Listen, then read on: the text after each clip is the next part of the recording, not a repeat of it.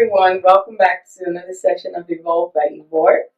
Today I have with me Keniysha. Hi. So Keniysha is here today to tell us about her story, and I'm just going to leave her to do like a little introduction. So Keniysha. Yes, hello, I am Keniysha J. Watts, and I am a breast cancer survivor. I was diagnosed with breast cancer in December 2019. So I had been battling breast cancer for 2 years now. And now I am back in Atlanta, Georgia, coming from Florida. Nice. Okay. So I have a few questions for you today, and yes, I'm just going to jump right into it. So my first question is, how did it start? At what point did you realize you had cancer, and what were the symptoms? So I was breastfeeding my son when I felt a knot. I wouldn't say a lump, but more of a knot. And it just became bigger over time in a short period of time. So I decided to go and have it checked and whatnot. So they tried to drain it and it did not work. They thought it was a clogged milk duct at first. But then they went ahead and did a biopsy because they gave me antibiotics to try to clear up the milk duct, but it didn't work. It kind of just made things a little bit worse. So I want to say the day before Christmas Eve, I had a biopsy, and then while I was in Florida for vacation, that's when I got the news on December 31st. 2019. 2019. Yes, Okay. that I had breast cancer, yes. So basically, this is now what, 2 years after? Yes, it is. Okay. You said you were breastfeeding your son. How many kids do you have? I have 3 children. 3. Yes. You're married? Yes, I am married. I've been married for now 8 years. Oh. Yes. Okay. We're high school sweethearts. We got married in 2014. And I had my son in 2014, my first son. Oh, yes. Okay. How old? Oh, okay. So my son, he'll be 7. He's 7 now. He'll be 8 in August. And then also we'll have our 8-year anniversary in August. Oh, nice. Yeah. Wait, so you got married the month I was pregnant when I was walking down the aisle. Yes. That's nice. Okay, so He came 3 days later, my son. Weren't you scared that you were actually going to, I don't know, you were going to have the baby? Have water the baby. No, my water broke 3 days later. Wow. Yes, after the wedding. That was bold. Yes. Okay, so since you found out you had cancer, what changed for you? How did you react to the news? And what were your first thoughts when you found out? So when I first found out, I was shocked. And then just how they delivered it through the phone, like you would think that the doctor or whatever would call you into the office and tell you, but instead they told me over the phone. They didn't ask me like, "Are you driving? Are you somewhere sitting down? Are you with family?" Real? They was just like, "Hi, is this Keniysha Watts?" And I was like, "Hi, yes, this is she." "Okay, this is such and such hospital. We have your results and you have cancer." And I'm like, "Dang, Jesus, that's just like that. Just like that." And then it was just like, this person will contact you to schedule your appointment with the doctor. And I'm just like, what? Yeah. So that's how it was. So me and my husband, we just kind of, we were literally on the road, leaving Florida, headed back to Atlanta. Because I say we were off after the holidays and stuff. So that was New Year's Eve when we got the news. And that same year in 2019, my grandmother had passed away from cancer. She had lung cancer. And she had battled with it for about 2 years as well. And I was pregnant with my son, Zacchaeus, at the time, my last baby. And, my family took care of her because she was just like the matriarch of the family. So it was a pretty hard, blow to lose her in 2019 and then find out that you had cancer the same year. So I went to, my grandfather, his home, and told him, what had happened, what was the news. Because my family knew that I had been having issues with my breast and I was hurting. So yeah. it was like a very hard blow. So you were actually having pain in your breast before you found out you had cancer? No, I wasn't having any pain. I wasn't having pain until they went in and, did the biopsy. Like, that hurted so bad. It hurted so bad. And when I was in Florida, I was in a lot of pain. And my family, they were, there to help me and comfort me and whatnot. And that was prior to when they now called you and told you. And then they called me a few days later that it was cancer and stuff. Yes. Yeah. Okay. So when you got the news, how did your family and friends take it? Did you feel the need to go public with it? And was it something you wanted to talk about? So when I first found out, I told my close family members, like the ones that I talk to, pretty much on a regular basis, or I have a very close relationship with them. And then I told some of my close friends. I didn't tell everybody because I just felt like it wasn't their business to know. And this was something that I was going to have to go through and not them. And I'm not the type of person to just air out my business like that. So, I don't know, God just talked to me. He told me that He wanted me to put out my journey. To show, give my testimony that He would heal me and not man. So, it was just to have that, that to come to you.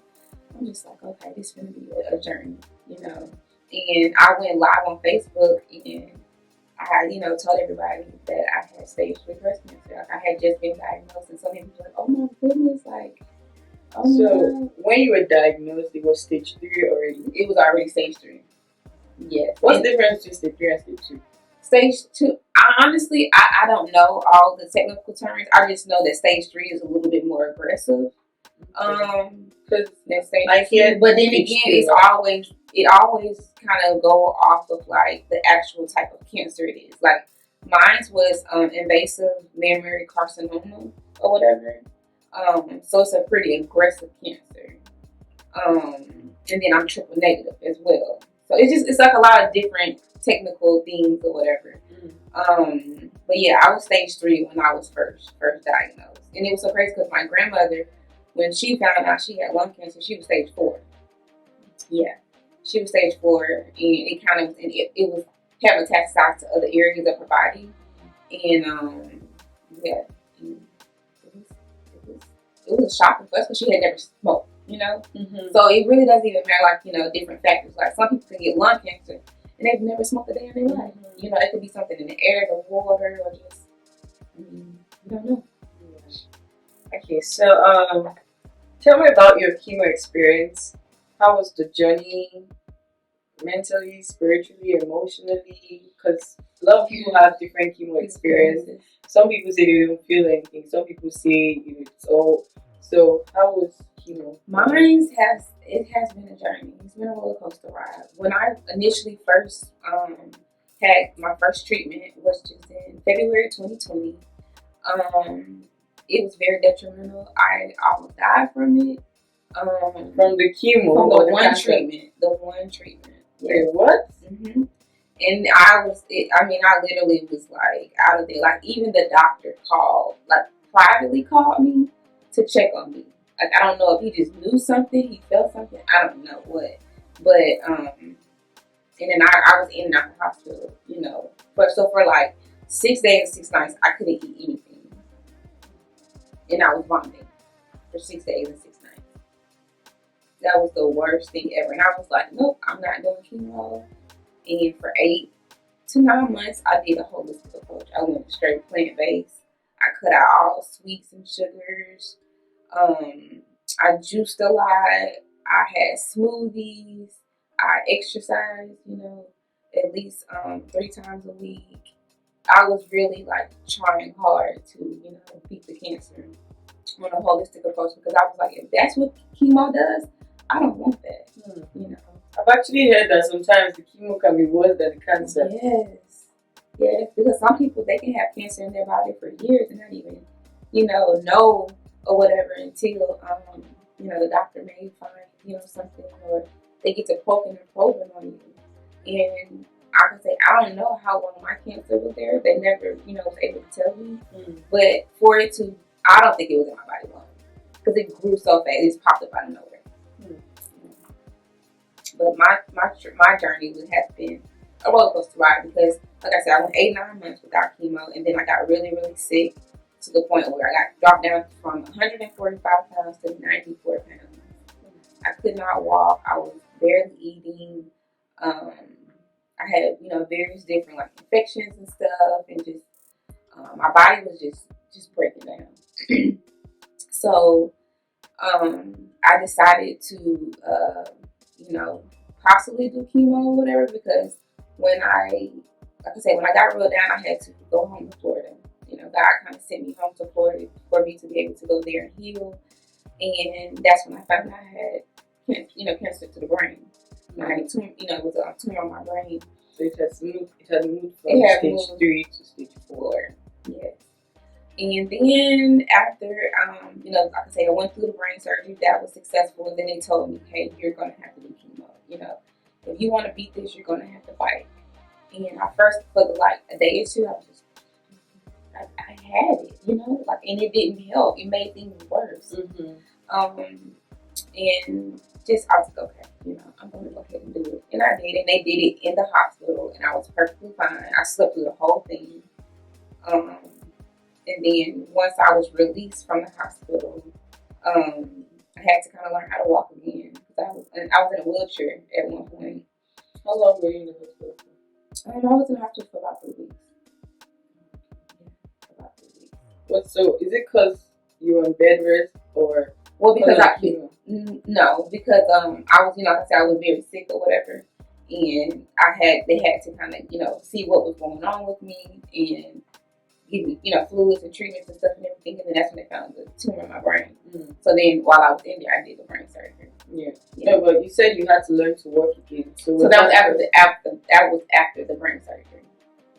Because the tumor was on my right side of the brain, so anything that happens on this side, it affects the left side. So this left side was very just like slowed up or whatever. I had to kind of drag my leg. Yeah. So I had to kind of learn how to walk again. Yeah. Yeah. So after that, then I did do chemo. And I was going back and forth up until just recently.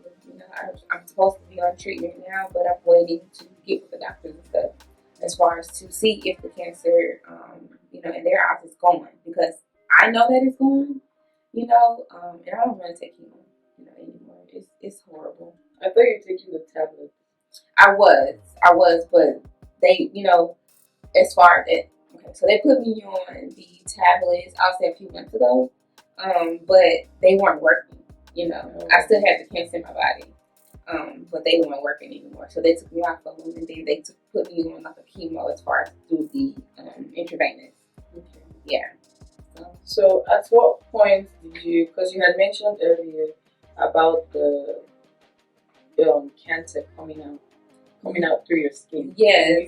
Can you elaborate a little bit more on that? So the cancer that I have is very aggressive, and what happened was, after, I'll say around the fall time of 2020, yes, the fall of 2020, my breast, it became very enlarged, and it started having blisters around it, very painful. Like, that was the most painful thing ever.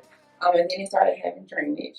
Was that when you were on your holistic approach? Yes. Okay, so you weren't taking chemo. I wasn't taking chemo. Okay. Yes.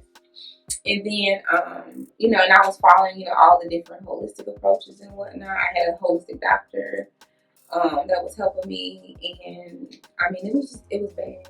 Like, it would be times where I would literally be screaming to the top of my lungs at night. Can't sleep because of how much pain I was in. And I was going to the doctor, like to the emergency room or whatever, and they just kept saying, you gotta take chemo. You have to. It's the only way that this is going to be resolved. And I'm just like, how can you keep, say that? Like, I'm like, you haven't went through chemo, so you can't, understand where I'm coming from as far as that's something that I've already went through. And as time progressed on, like I say, it just kind of just opened up. And nobody went to do surgery on me. Like, I was going to the surgeon, was like, can you please, do the surgery? And they was like, no, you have to do chemo because you need it to shrink first for us to be able to remove it. And I feel like that was a lot. Because even with me having the treatment in Florida, the tumor was still large. and they removed it. So it was very frustrating. It was very frustrating, and mentally, it did break me down because here it is, my body is going through all this. Like, I went from a perfectly healthy person with a beautiful body, and then now I have all this cancer and stuff all over my chest, and I'm just like, God, like, what's going on? Like, why is this happening? Like, did I do something? Or I was just in my head for a while, and my faith was there, but it was like rocky. Like, I could not just understand why I was going through so much pain and at such a young age. And then I have my babies, that are having to see this. It was ugly. It was very ugly. But I got through it. I did it. I really pulled up my pants, put my good, put my hat on and just suited up and was like, okay, I gotta, fight this. I have to beat this. Yeah. If not, I'm saying, just for myself, but for my babies as well, Yeah. Wow. You've had quite a journey. Yes. Okay, so I'm sure I can stress how important a good support system is. You were literally in Florida all through, your for a whole year, all 2021. Yeah. Yes. So, what would you like to say to other survivors and their families that are still going through the process? I say definitely, put your faith in, me is God, whoever you have your higher power. I say put your faith in, because you're going to need something to hold on to. And just, live, through it. Don't let it get you down, because it can really take a toll on your mental health, your physical health. And when you're stressing, it's only going to, be worse or whatever. And if you have a husband or your kids, your sister, your brother that is willing to help you, let them help you. Mm-hmm. Don't try to, just say, shut everybody out, because you need someone, to kind of walk you through this journey, walk with you through the journey. Because thank God I had my husband. If I did not have my husband, I don't know where I would be right now. Like, he literally was there for me, like, day for day, through and through, treating me like a queen, through it all, taking care of our children, and all while going to school to get his doctorate degree. Mm-hmm. Like, so it's just like, God really put us together, for a reason. And I met him when I was 15 years old, and we've been married now for 8 years. I've been knowing him for about 14, 15 years. Yeah. That's amazing. Yeah. That's amazing. Husbands out there, y'all need to make sure y'all treat your ladies right. Because, things like this, people, I've lost a lot of friends, and family, through my journey. And it just wasn't meant for them to be that close to me. Because when you're going through stuff, God is, He's doing something in your life. He's elevating you to a whole new level. And He gives His toughest battles to His strongest, people. Yeah. And I went through it. It was painful. It was ugly, but I was built to, go through that. Yeah. Well, thank you so much for sharing your story. Yeah, we're going to go to the next phase of the session, which is the makeup session. Okay. So, guys, we're going to be right back. Please stay tuned.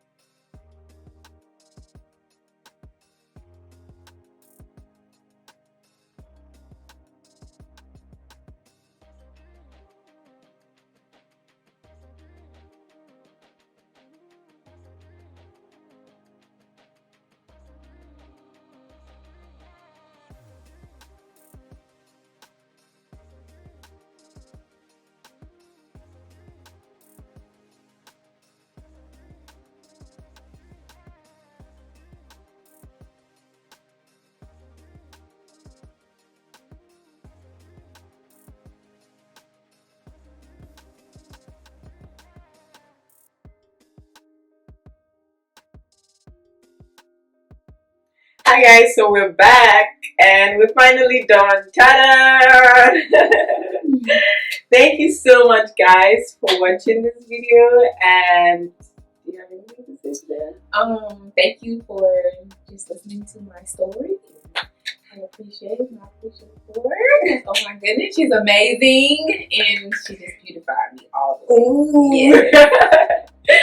Thank you so much guys, and I'll see you guys in my next session, on my next video. Bye. Bye.